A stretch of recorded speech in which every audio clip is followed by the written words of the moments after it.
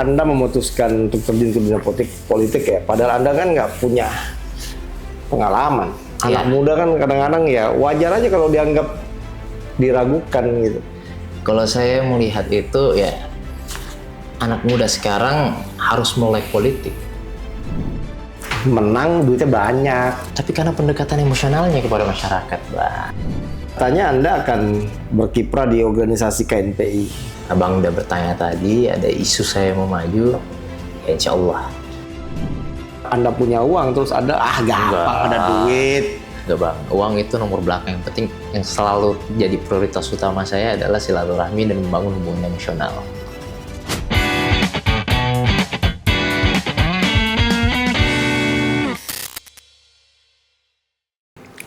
Assalamualaikum warahmatullahi wabarakatuh. Kembali lagi saya Deddy Alamsah menemani Anda di meja kata Bangda.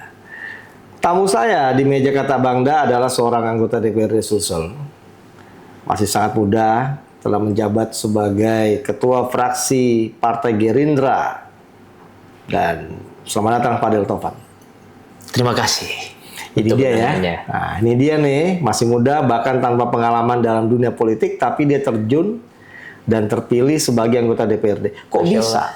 Bagaimana strateginya? Entar dulu nih, apakah seperti rumor bahwa caleg dengan ongkos yang paling besar? Wah, kalau itu Bang Deddy, kayaknya beda ya sama yang tadi yang saya kirimin. Iya, beda kayaknya. Emang begitu. Gue suka jebak-jebak orang emang. Ada surprising-nya dikit. Kalau kita berbicara konteks dengan budget yang paling besar itu salah-salah enggak lah. Enggak. Iya. Bisa spill nggak? Semua butuh proses Abang dah. Jadi saya itu berawal kemarin, kalau kita flashback kembali sebelum saya terjun di dunia politik, saya asli entrepreneur, pengusaha, dan 2021 itu saya masuk kontestasi di HIPMI. Terpilihlah Makassar saya, ya? HIPMI Makassar. Terpilihlah jadi ketua umum periode 2021 sampai dengan 2024. Oh, berarti udah selesai kemarin? Baru selesai kemarin, baru purna tugas kemarin kita di misioner. Nggak mau lanjut? We'll see lah nanti. We'll see about that, man. Yes. We'll see about that. Perjalanan politiknya Fadel ini, bagaimana perasaan Anda ketika pertama kali mendengar kabar bahwa Anda terpilih? Dapil neraka itu. Siap. Makassar A. Iya. Perasaan yang paling pertama tentu, ya namanya di Makassar A ini, Bang Deddy, tokoh-tokoh semua. Oh, jago-jago tuh. Iya, ada ketua partai, ada mantan calon wakil wali kota, mantan calon wali kota juga. Sebutin nama siapa sih? Siap. Sebut nggak apa-apa, sebut aja. Lawannya kemarin ada Ibu Cicu. Yang notabene-nya adalah ketua fraksi, ketua partai Nasdem Kota Makassar. Oke. Ada Kakak Fauzi Andiwawo, ketua partai PKB.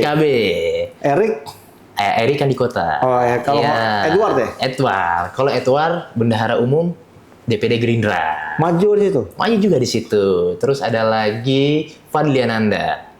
Yang beliau kemarin sempat berkontestasi di calon wakil wali kota Makassar. Ya iseng-iseng aja kan dia mau bakar duit aja kalau duitnya banyak banget soalnya. Nah, saya ini belum ada istilahnya baru lah di politik, Bang. Baru di politik, masuk di dapil yang notabene-nya seperti Abang bilang tadi, dapil neraka, melawan yang tokoh-tokoh, tapi alhamdulillah karena restu Allah Subhanahu wa taala, anak muda yang satu ini bisa juga terpilih, Bang. Minum dulu. Siap. Izin minum dulu. Ya. Apa yang membuat Anda memutuskan untuk terjun ke dunia politik ya? Padahal Anda kan nggak punya pengalaman. Anak muda kan kadang-kadang ya wajar aja kalau dianggap diragukan gitu. Kalau saya melihat itu ya, anak muda sekarang harus melek politik. Dengan cara apa? Dengan cara politik kan selalu dalam mindsetnya orang-orang di luar ini bahwa politik itu banyaklah, maksudnya kotor atau gimana-gimana. Tapi kalau dari saya pribadi, ini adalah tujuan bagaimana kita sebagai anak muda bisa lebih mementingkan kepentingan masyarakat di atas segala-galanya. Nggak terlalu klise tuh. Nggak terlalu klise. Kedengaran klise deh. Iya. Yakinkan saya bahwa kalau itu bukan klise. Kalau menurut saya ya, saya maju tentu dari pengusaha ke politik. Kebetulan saya di keluarga baru pertama kali yang masuk dalam dunia politik, Bang. Lu kebiasaan, Betawinya kencang banget nih, Bang. maaf, susah lidahnya, lidah Betawi susah emang. Iya. Udah kebiasaan bangun duit, ya kan? Iya. Siang duit, Iya. malam duit, masuk politik, Iya. ngebakar duit di situ. Apa untungnya coba? Mengabdi kepada masyarakat, Bang. Kok klise lagi sih? Iya, jadi memang saya kalau saya kemarin pas nyalek itu sehari saya 8 titik bersosialisasi. Dari jam berapa tuh? Dari jam 10 pagi sampai jam 9 malam. Bener nggak? Bener ya? Bener berarti. Jam 10. Kalau 10 bohong pagi lo saya- yang masuk neraka lo ya. 9 titik jalan yang awalnya saya kira ini wah berat-berat juga nih bertemu masyarakat yang baru kenal, tapi ternyata pada prosesnya saya nikmati juga. Resah Bang. nggak awal-awalnya? Awalnya semangat, tapi di tengah perjalanan ada keresahan yang muncul. Namanya kita mungkin lagi penat-penatnya bertemu orang setiap hari. Setiap saya sosialisasi itu paling sedikit 100 orang, 200 orang. Capek dibilang ada. Bete ada. Tapi Bini gimana? bini justru ya, merasa ditinggalkan juga. Tapi kan ini Marah nggak? perjuangan. Kalau marah enggak, dia support sistem saya, support sistem full untuk Ini kalau ada bini lu politik. sini gue tanya nih bini lu. Siapa? Cemburu nggak? Kan soalnya kadang-kadang kan kalau cowok saya tahu ya kalau laki-laki ganteng gitu kan. Iya, Masya Terus, Allah, Masya Allah. Ya gue aja bilang lu ganteng gitu. Siap bang, siap. Nah, ganteng terus laki-laki ketemu banyak cewek, Iya, ibu-ibu, iya. dicubit-cubit udah kayak artis kayak gitu. Betul. Itu yang terjadi Iya. ketika saya sosialisasi ya. Kesan pertamanya itu anak muda dari mana nih? Sosialisasi cemburu aja bini? Enggak. Enggak cemburu. Berarti nggak sayang dong kalau misalnya yang Cemburu dalam konteksnya itu nggak cemburu buta kan? enggak cemburu buta. Gitu, Bang. Asik juga berarti bunyi lo. Nah ini gimana caranya menghadapi tantangan ya dan kesulitan dalam menjalankan tugas sebagai anggota DPRD? Karena saya baru periode pertama, Beda dong dari entrepreneur ke sempat shock juga.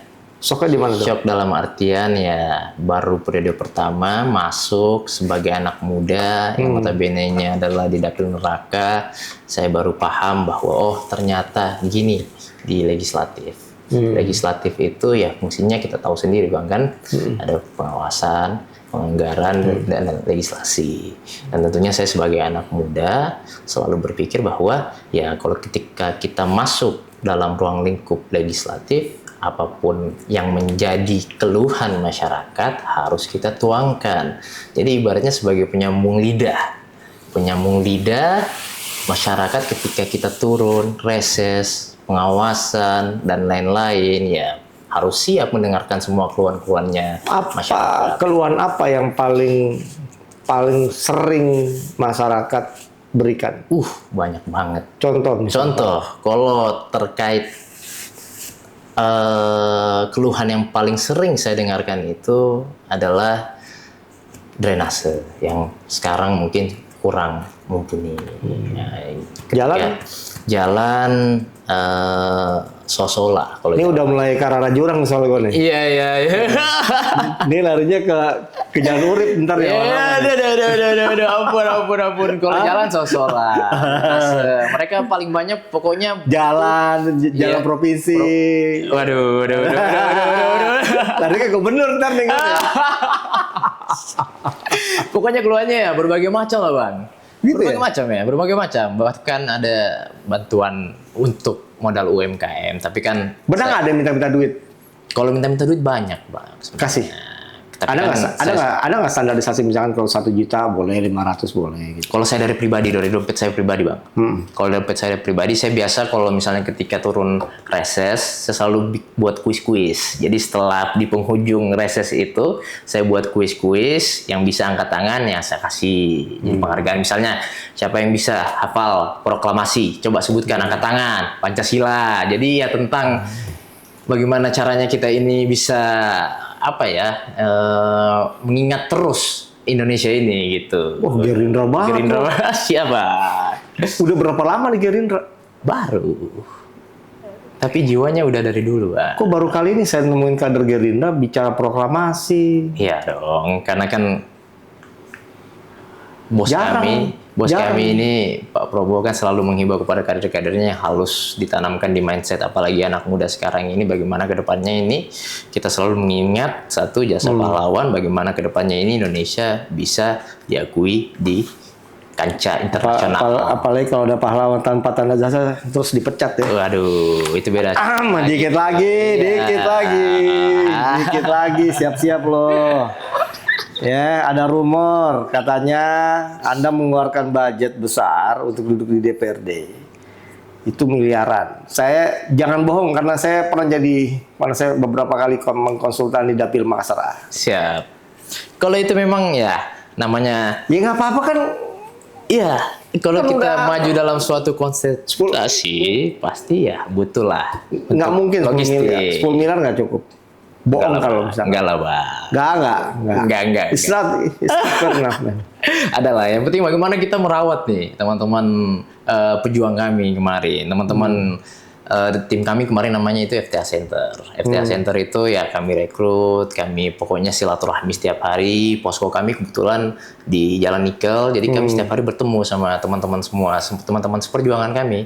Dan alhamdulillah kemarin menghasilkan 27.800 suara. 27.800 sebagai pendatang baru di dapil yang notabene-nya neraka. menang, duitnya banyak.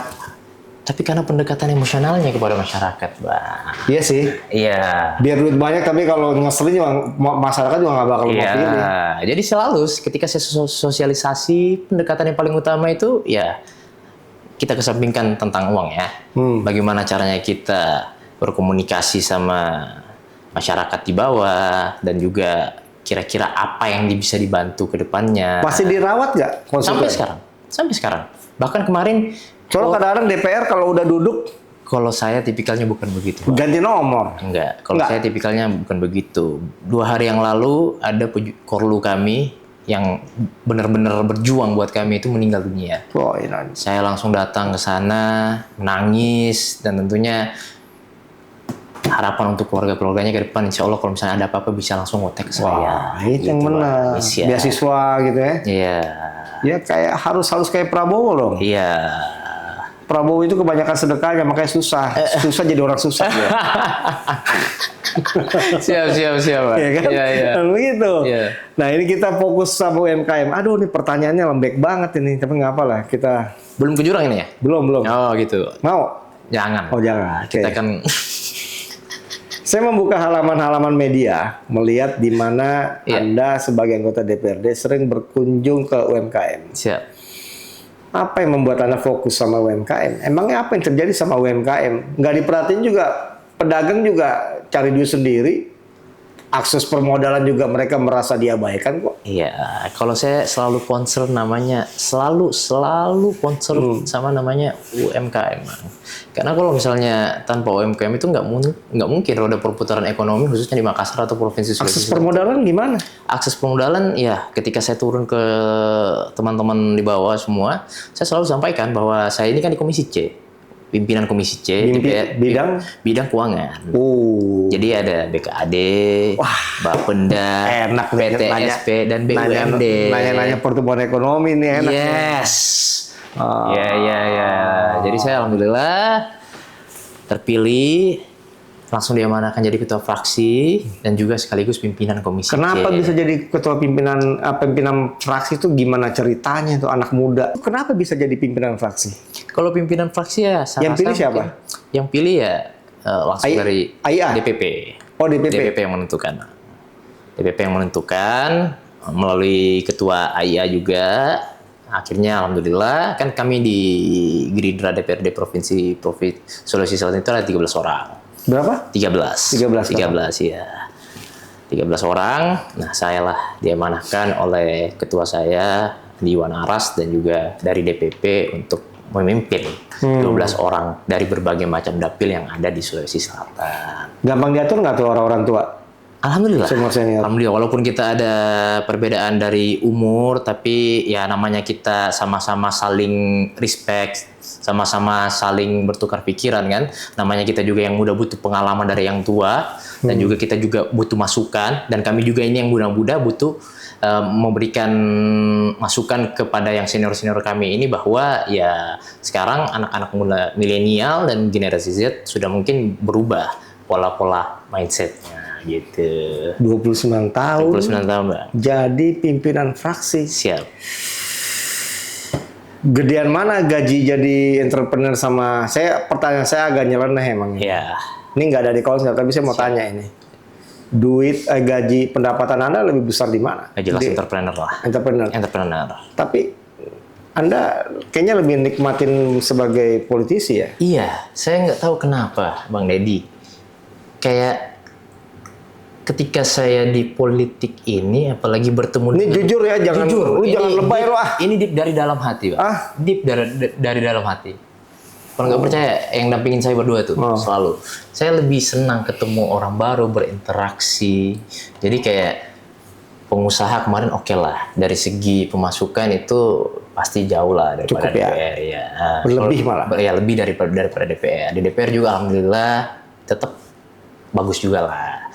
Tapi di sisi lain, saya nikmati perjalanannya, Bang. Jadi kayak passion saya kayaknya memang ada di politik nih. Karena bersentuhan dengan masyarakat itu menurut saya suatu hal yang mungkin membuat energi saya yang tadinya kurang semangat menjadi semangat lagi. Kalau ngeliat bini masa nggak semangat? Semangat tetap dong. Tenang, Bu. Semangat. Ini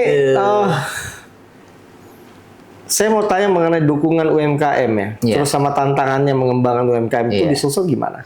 Kalau di Sulsel UMKM ini sebenarnya kemarin kan saya ketua HIPMI, Bang. Ketua HIPMI saya sudah. Apa yang Anda lakukan? Apa yang ada? Program-program. Program yang saya lakukan itu setiap Ramadan ketika saya menjabat ketua HIPMI Kota Makassar, saya selalu membuka pasar Ramadan. Di Jalan Pelita. Jadi saya panggil lah pelaku UMKM semua untuk membuka booth-nya di situ, berkumpul. Bayar nggak? Ada yang bayar, ada yang enggak. Ada yang bayar, ada yang enggak. Jadi kenapa ada yang bayar, ada yang enggak? Jadi kan kalau misalnya kami di HIPMI juga kan harus juga kalau teman-teman pengusaha ini kalau ada effort untuk jadi harus dilatih juga, Bang. Kalau misalnya dikasih gratis keenakan juga. Kita harus latih mentalnya dia bahwa ya kalau misalnya Anda mau berbisnis ya harus juga keluar modal dong paling enggak. Kalau misalnya mau mengembangkan usahanya. Masa jadi ketua HIPMI cuma buka bazar cukup itu? Masih banyak lagi yang lain dong, Bang. Bukan itu baru satu program tadi. Apa tuh? Kalau program-program yang lainnya lagi banyak lah. Kemarin kami juga sempat kerjasama dengan salah satu perbankan. Memberikan edukasi terkait KUR dan alhamdulillah tersalurkan ke.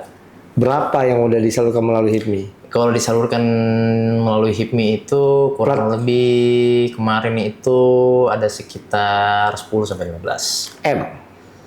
Enggak, mungkin 10-15 orang, Bang. Saya nggak sebut nilai. Nilainya itu ya Gue tahu nih banknya apa nih. Iya. Nah, ini mulai ke jurang ya kita ya.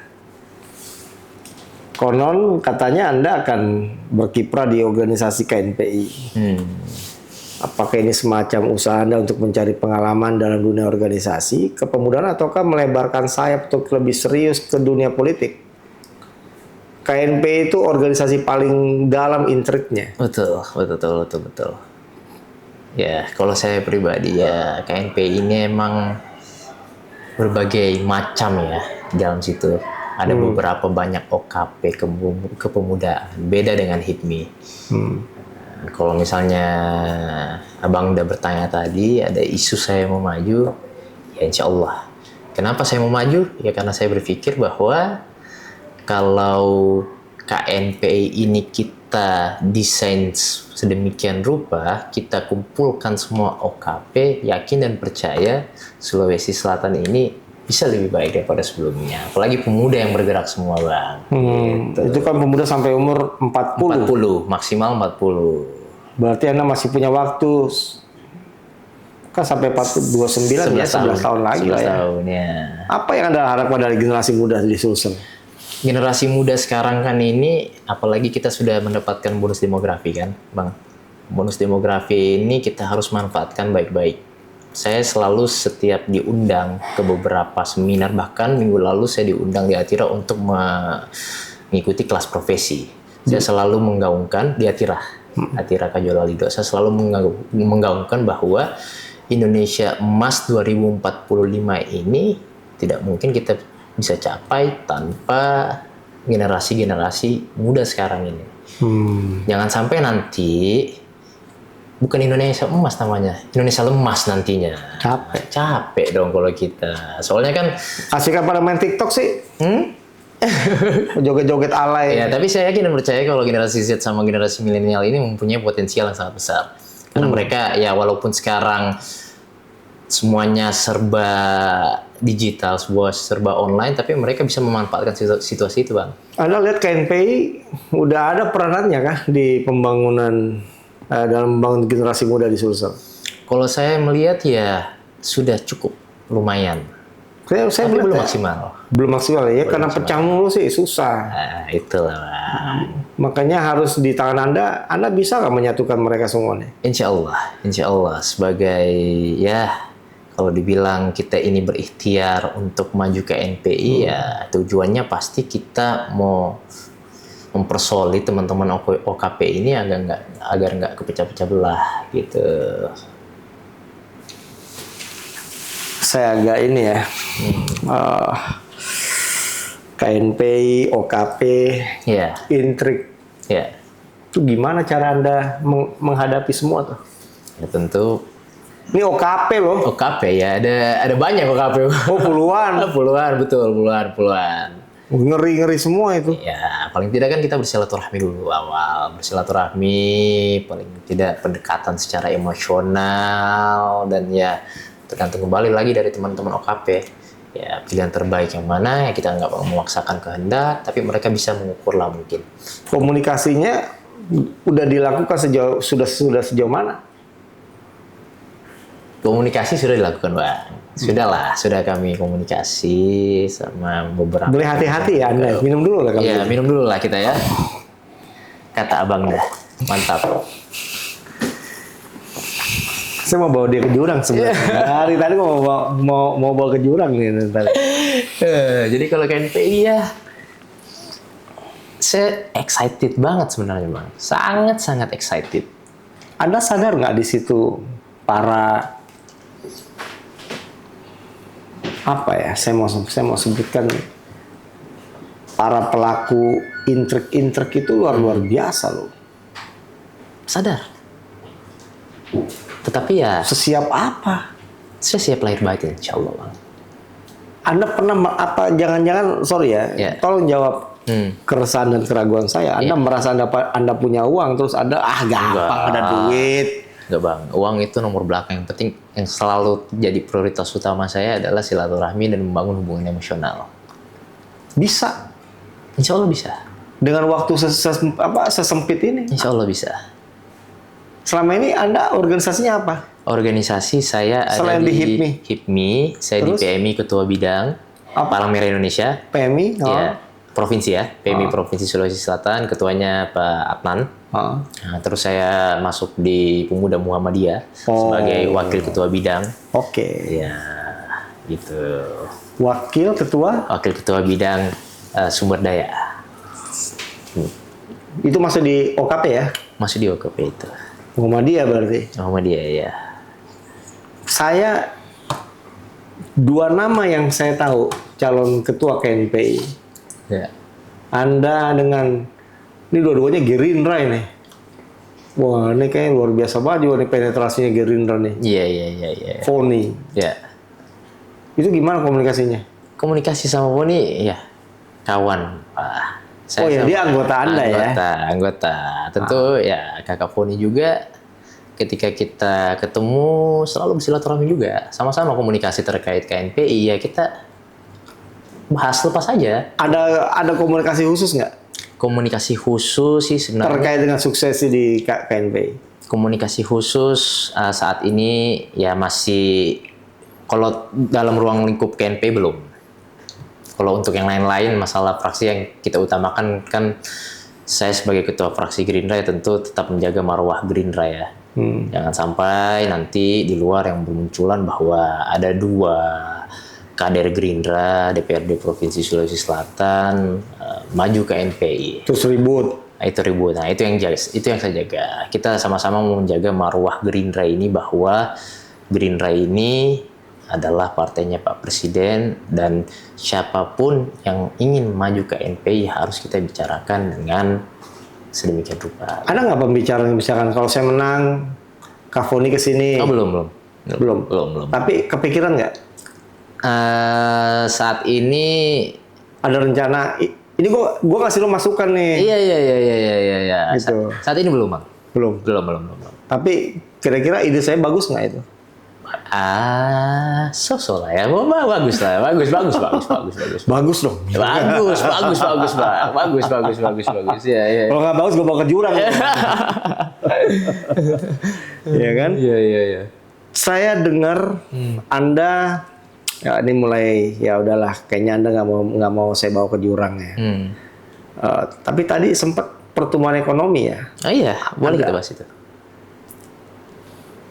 Sulsel nggak masuk 10 besar. Betul. Dan satu-satunya provinsi di Pulau Sulawesi yang nggak masuk di 10 besar, kalah sama Sulawesi Tengah. Gorontalo, Sulawesi Utara, Sulawesi Tenggara, Sulawesi Maluku Barat. Utara juga jangan lupa. Kita kalah jauh sama Maluku Utara. Kenapa?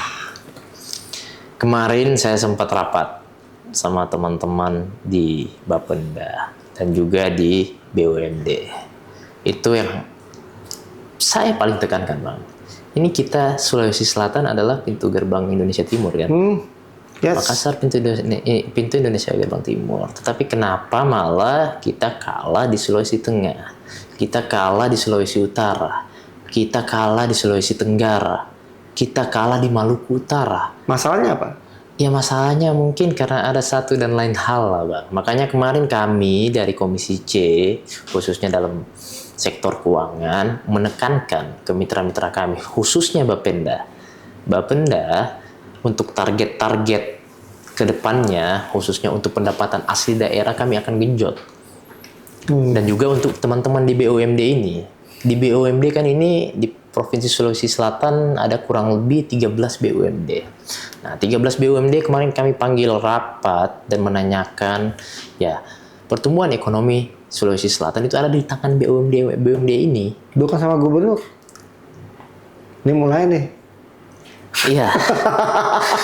Loh iya dong. Iya betul. Iya Dia kan pasti. pimpinan. Betul. Iya sebagai eksekutif kepala daerah Sulawesi Selatan ya tentu juga berkaitan dengan itu. Oleh karena itu kami di DPRD Provinsi selalu menyampaikan juga ke Pak Gubernur bahwa BUMD ini jangan sampai kita tidak prioritaskan. Dalam artian banyak yang kemarin minta penyertaan modal sekian-sekian, tapi kita harus tahu dulu dong. Jangan dikasih-kasih gitu-gitu aja.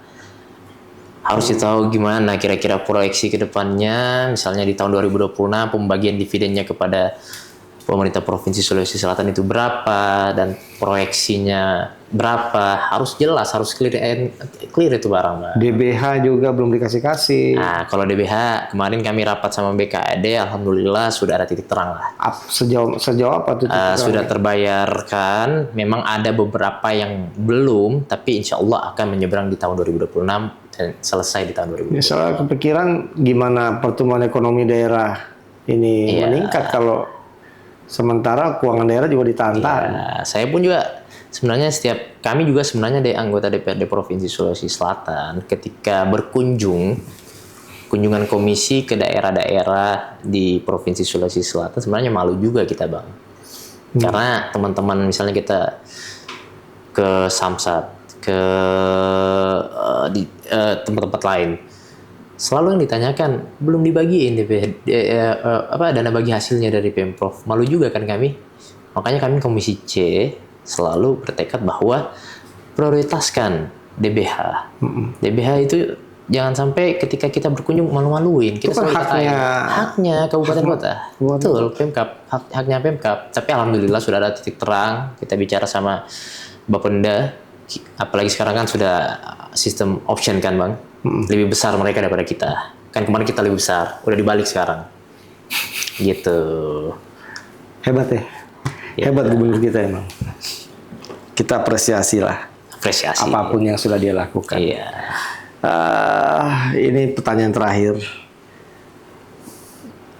Bagaimana Anda ingin melihat ya sebagai anggota DPRD dan ketua fraksi Gerindra ya melihat masyarakat Sulsel itu harusnya seperti apa? Masyarakat Sulsel. Masyarakat Sulsel tentu kalau kami dari kader Gerindra itu selalu mementingkan yang namanya masyarakat.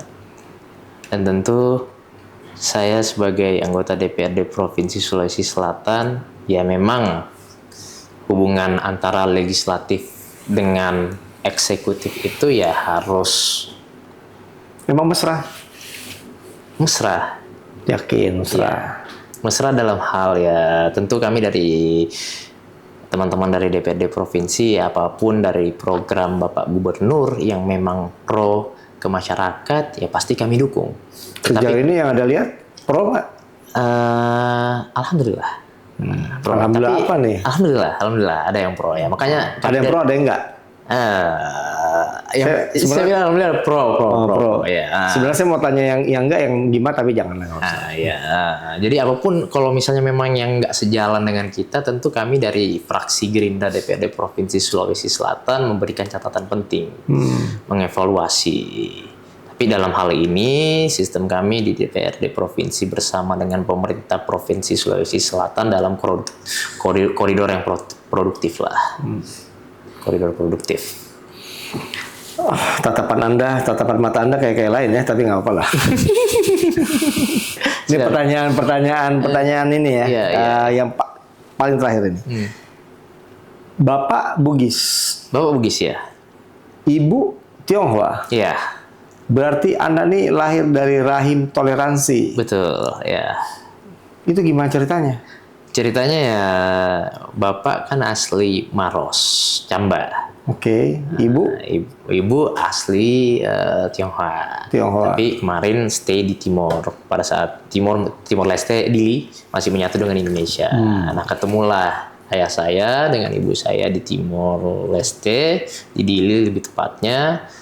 Alhamdulillah, ibu mualaf. Oh. Iya, pada tahun 83, kalau nggak salah 83. Nah, gitu ceritanya. Susah bokap lo soalnya Don John Demar. Soalnya ayahanda saya Bang, ya. Bapak itu selesai Don John Demar. Ya, dia perantau. Asli memang dari kampung Camba yang nekat untuk keluar kota tanpa modal. Dan alhamdulillah seiring berjalannya waktu beliau mendapatkan kesuksesannya sangat luar biasa. Dan beliau adalah panutan saya karena ayah dan ibu juga nomor satu. Kan selalu yang Nabi Muhammad selalu sampaikan ibu baru ayah. Tapi kan konteksnya jangan yang lain, ibunya itu. Kan biasa ada yang menafsirkan ibu. Ibunya maksudnya istri 3 kali. Jangan sampai kayak begitu lah. Yakin lah. Ntar nih sama bini lu ntar lagi. Gitu ya. Oke lah kalau gitu. Siap. Terima kasih. Terima kasih. Dinda dan juga calon ketua KNPI. Amin. Atas waktu dan kesediaannya untuk berbagi cerita tentang perjalanan politiknya. Ya. Semoga pemuda-pemuda di Sulsel ini bisa belajar dari pengalaman Anda dan bersama-sama membangun Sulawesi Selatan yang lebih baik. Amin. Adem ya kalau saya ngomong gitu ya. Amin ya Rabbal Alamin. Adem banget ya. Adem banget Bang. Ya udah kalau gitu kita ya. Siap. Terima kasih banyak. Assalamualaikum warahmatullahi wabarakatuh. Waalaikumsalam warahmatullahi wabarakatuh.